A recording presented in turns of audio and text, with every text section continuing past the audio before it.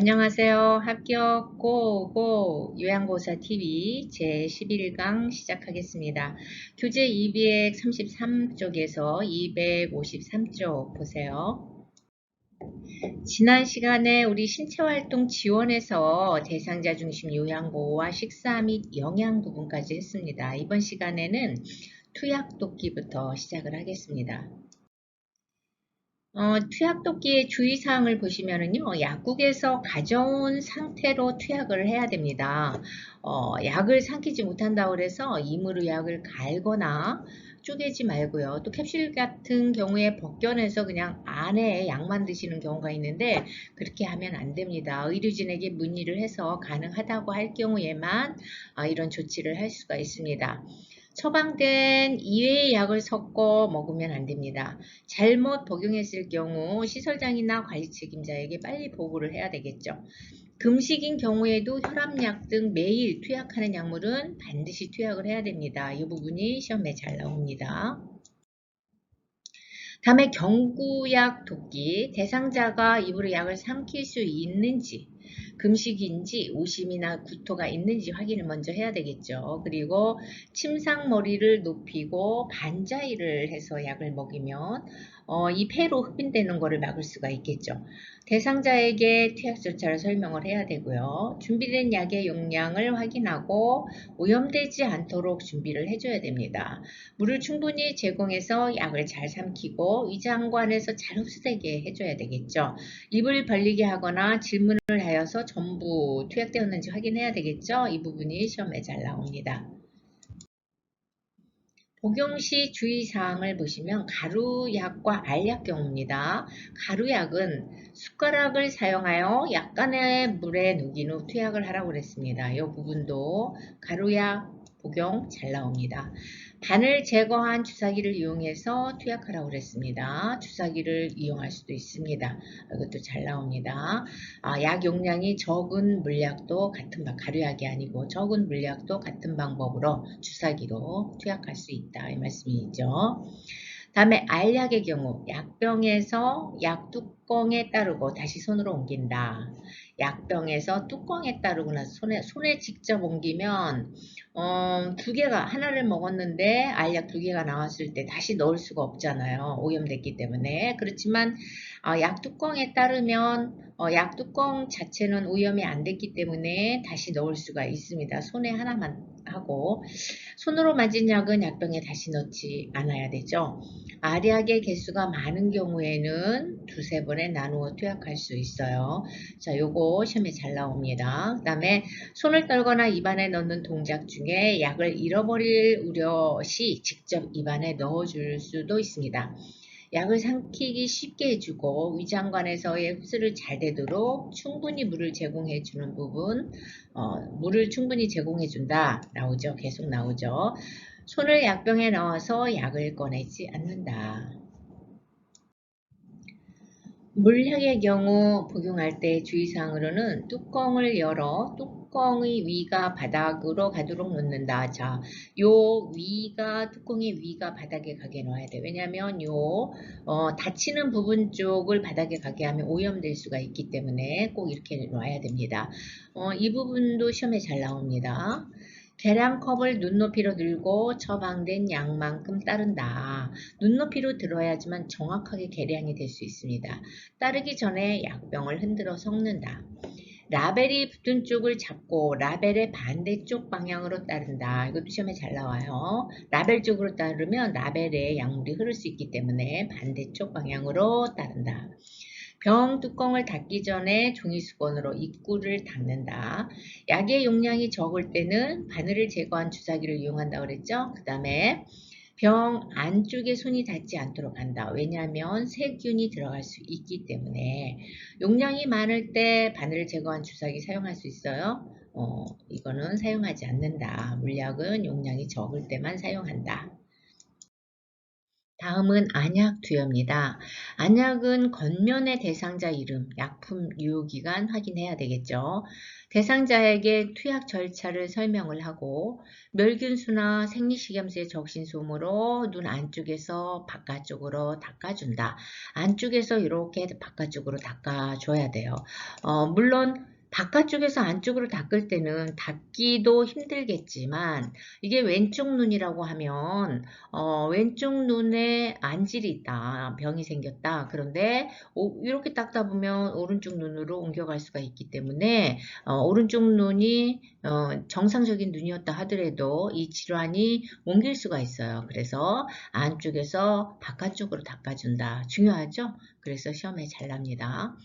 약 투여 시 아래 눈꺼풀 밑에서 휴지나 거즈를 댄다. 대상자에게 천장을 보게 하고 대상자의 아래 눈꺼풀을 아래로 부드럽게 당겨서 결막낭을 노출한다. 자, 여기에 부드럽게 휴지나 거즈를 대죠. 대고 요거를 이렇게 잡아다녀서 결막낭이 노출되게 해요. 이것도 시험에 잘 나오죠. 자, 이게 이제 그림으로 나올 경우에는 눈동자가 위로 올라가야 되겠죠. 왜냐면 천장을 보고 있으니까 이 부분도 밑으로 내려왔으면 아래를 내려다보는 거기 때문에 틀렸습니다. 그 다음에 아래 눈꺼풀의 중앙이나 또는 외측, 아래 눈꺼풀의 중앙이나 아니면 약간 외측이죠. 외측에 1, 2cm 높이에서 안약 용액을 투여합니다. 이것도 시험에 잘 나와요. 다음에 점적 후 비루관을 가볍게 눌러 안약이 코 안으로 흘러 내려가는 것을 막아준다. 이것도 시험에 잘 나옵니다. 자, 점적을 한 후에 코가 이렇게 있겠죠? 코가 이렇게 있으면 여기 비루관을 가볍게 눌러 주어서 코 안으로 들어가는 것을 막아주게 하는 겁니다.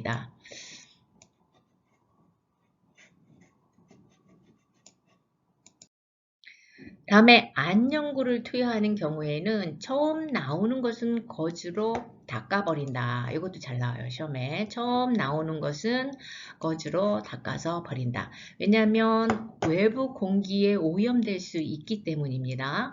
하부 결막낭 위에 튜브를 놓고 안쪽에서 바깥쪽으로 2cm 이상 짜 놓는다. 이렇게 안쪽에서 바깥쪽으로 2cm 이상 2cm 정도 짜 넣는다. 다음에 대상자에게 눈을 감고 안구를 움직이도록 한다. 요것도 잘 나오고요. 요것도 잘 나와요. 왜냐하면 그래야만 약이 골고루 묻겠죠. 튜브를 멸균 생리식염수에 적신 멸균솜으로 닦고 뚜껑을 닫는다. 눈꺼풀 밖으로 나온 연고는 멸균 생리식염수에 적신 솜으로 닦아내야 되죠. 요거를 다시 집어넣으면 안 되죠. 자, 다음은 귀약 투여입니다. 치료할 귀를 위쪽으로 해서 위쪽으로 이렇게 잡아 다녀야 돼요. 이렇게, 그죠? 귀약 투여에 편안한 자세를 취한다. 면봉에 용액을 묻혀 대상자 귓바퀴와 웨이도를 깨끗하게 닦아주고요. 손으로 약병을 따뜻하게 하거나 잠깐 동안 약병을 온수에 담근다. 요거 시험에 잘 나옵니다. 약병을 손으로 따뜻하게 하거나 온수에 담가 놓을 수 있다는 거죠. 요것도 잘 나와요. 귓바퀴를 후 상방으로 잡아다닌다 그랬죠? 이렇게 위로, 뒤 위로 상방으로 잡아당겨 측면을 따라 정확한 방울수를 잠적한다. 귀 입구를 잠깐 동안 부드럽게 눌러주고 약 5분간 누워있도록 한다. 요거 기억하세요. 요것도 시험에 잘 나오는데 여기에 뭐 예를 들어서 15 내지 20분간 누워있도록 한다. 이렇게 나올 수가 있어요. 5분간 누워있는 거예요. 누워있는 건 잠깐 누워있는 거고요. 작은 솜을 15 내지 20분 동안 귀에 느슨하게 끼워 놓았다 제거한다. 작은 솜을 하루 동안 끼워 놓았다 제거한다. 이렇게 나오면 틀리겠죠? 자, 2개를 후 하방으로 잡아당겨 잠적한다. 틀렸죠? 후 상방이죠. 위로 잡아다녀야 돼요. 밑으로 잡아다니는 게 아니라. 점적한 귀가 아래쪽으로 오도록 누워있는다. 아니죠. 점적한 귀가 아래쪽으로 오면 다 흘러내려와요. 그렇죠? 자, 주사, 주입, 도기. 수액병은 항상 대상자의 심장보다 어떻게 높게 유지한다. 그래야지만 피가 역류하지 않아요. 주사 부위에 붉게 되거나 붓거나 통증이 있는 경우에는 조절기를 잠근 후 즉시 시설장 등에게 보고한다. 요거 시험에 가끔 나옵니다. 주사 주입은 의료 행위로 요양보사는 하면 안 되죠. 간호사가 바늘 제거한 후 1, 2분간 알코올솜으로 지그시 누르고 절대 비비지 않는다. 이것도 이제 가끔 나와요. 자, 주사 비위를 마사지한다. 틀렸죠? 주사 바늘을 즉시 제거한다. 틀렸죠? 어떻게 시설장 등에게 보고하라고 그랬죠? 주사 부위에 냉찜질을 한다. 틀렸죠? 맘대로. 수액병을 심장 위치보다 높게 하라고 그랬죠? 약 보관은 어떻게 하는지 한번 살펴볼게요. 주의사항에서 유효기간이 지난 약물은 당연히 버려야 되겠죠. 치매 대상자의 약은 안전한 곳에 보관하고 가능하면 약상자에 잠금 장치를 해놔야 돼요. 한꺼번에 다 드실 수가 있어요. 그럼 위험하죠. 알약은 원래의 약 용기에 넣어서 건조한 곳에 보관을 한다.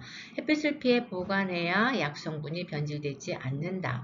가루약은 사용하는 숟가락에 이물질이나 물기가 있으면 변하기 쉬우므로 물기가 없는 숟가락을 사용한다. 이것도 가끔 나와요. 뭐 사용한다? 물기가 없는 숟가락 사용.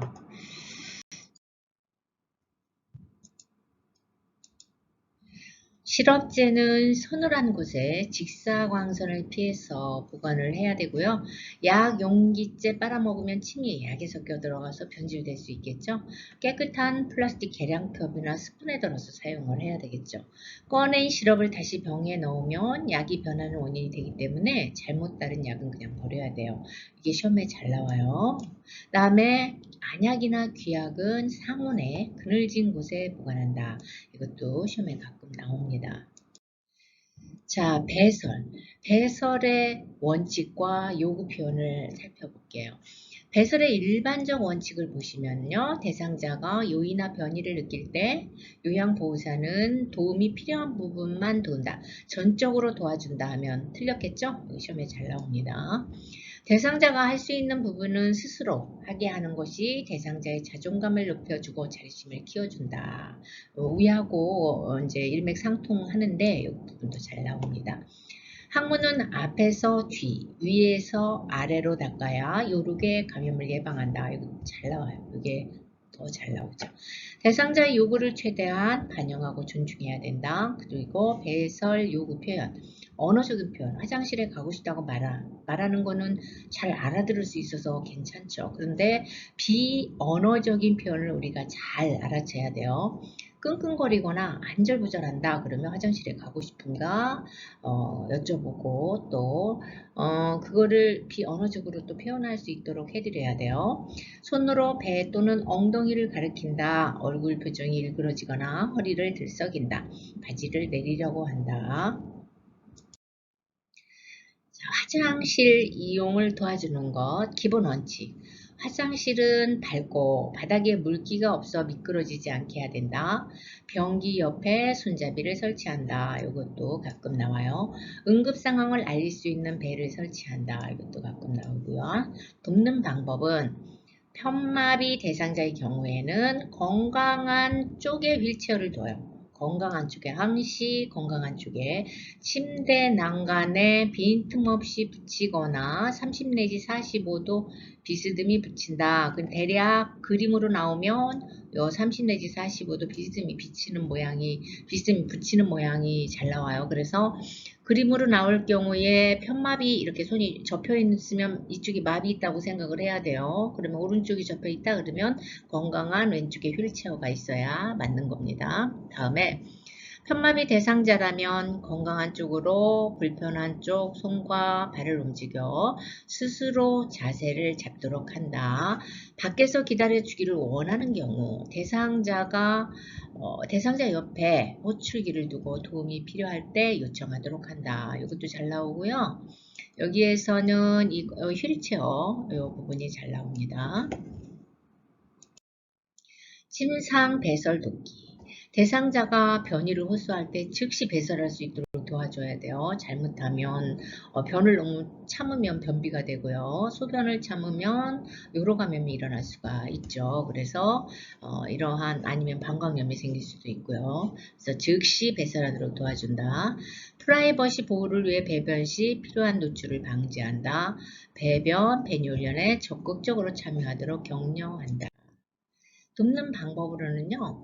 변기는 따뜻한 물로 데워서 침대 옆이나 의자 위에 놓는다. 피부와 근육이 수축해서 요이나 변이가 감소될 수 있기 때문에 따뜻한 물로 데워라. 이 얘기죠? 이거 시험에 잘 납니다. 배설 시 소리 나는 것을 방지하기 위해서 변기 밑에 화장지 깔고 TV 켜거나 음악을 틀어놓는다. 잘 나와요. 침대를 올려주고 대상자가 배에 힘을 주기 쉬운 자세를 취해준다. 이것도 잘 나와요. 침대 올려주면 힘을 더 잘 줄 수 있어요. 누워있는 것보다. 대상자가 원한 경우 손 가까이 화장지와 호출배를 두고 밖에서 기다린다. 이것도 잘 나오고요. 회원부와 둔부를 따뜻한 수건이나 물티슈로 앞에서 뒤로 잘 닦아준다.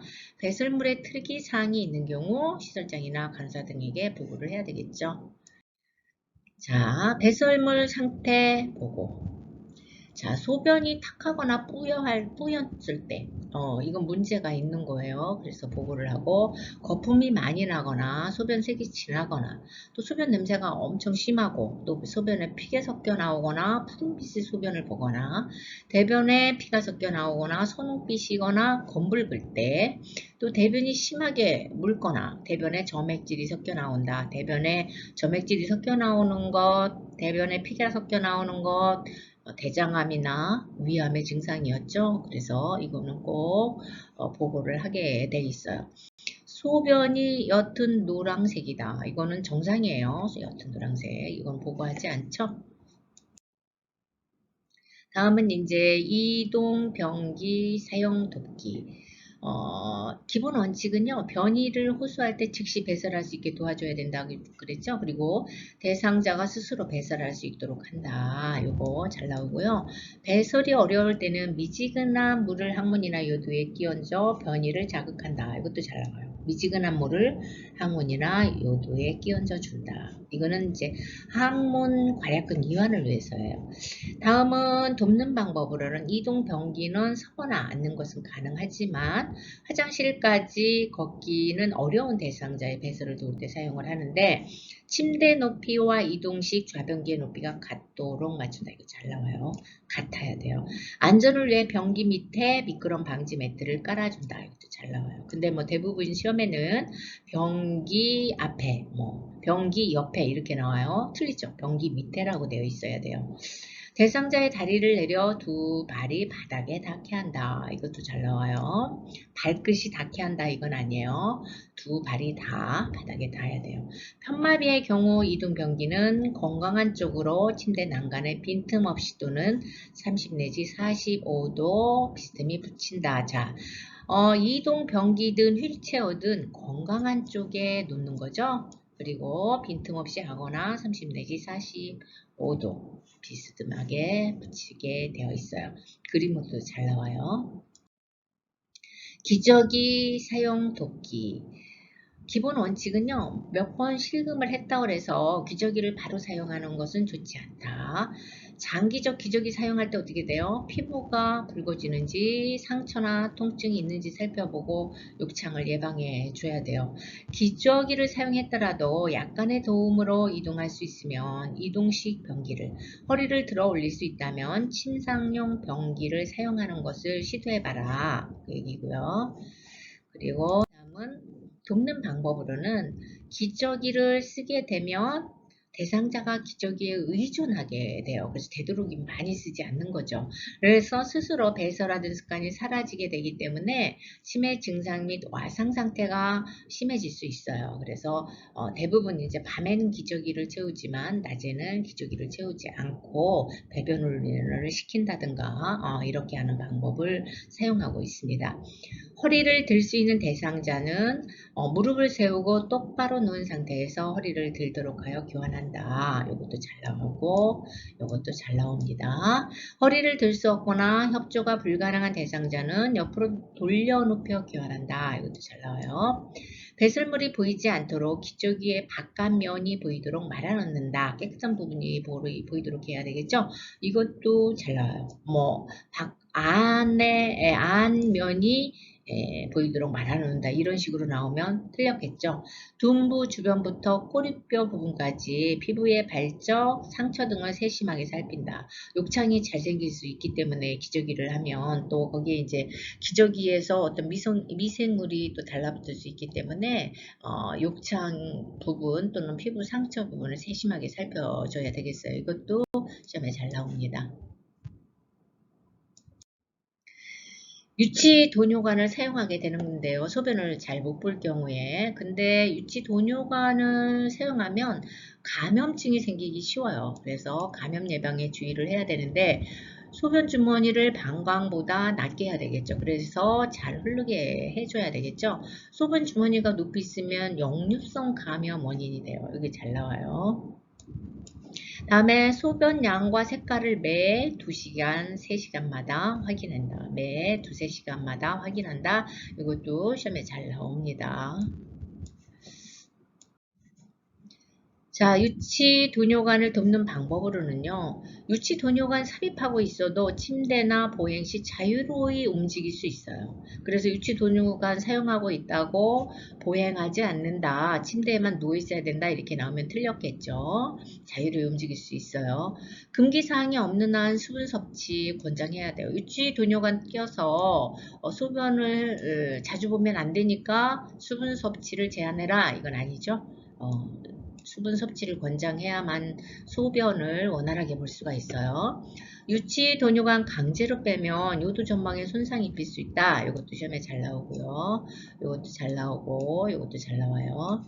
다음에 유치 도뇨관이 막히거나 꼬여서 소변이 제대로 배출되지 않은 경우 방광에 소변이 차서 아랫배가 불편하고 아프다고 하면 이게 꼬여 있는지 봐야 되겠죠. 이것도 시험에 잘 나옵니다. 요양보호사는 유치 도뇨관의 교환, 삽입, 방광 세척 할 수 없어요. 이건 의료행위이기 때문에 요양보호사가 할 수 없어요. 지시가 있을 경우 수분 섭취량과 배설량을 확인하고 기록한다. 이것도 잘 나옵니다. 그 다음에 소변색이 이상하거나 탁해진 경우, 또 소변량이 갑자기 적어진 경우, 도뇨관 밖으로 새는 경우, 이런 경우에는 시설장이나 간호사에게 보고하게 되어 있죠. 자, 여기 유치 도뇨관 사용 돕기까지 11강에서 마쳤습니다. 12강에서 뵙도록 하겠습니다. 수고 많으셨습니다.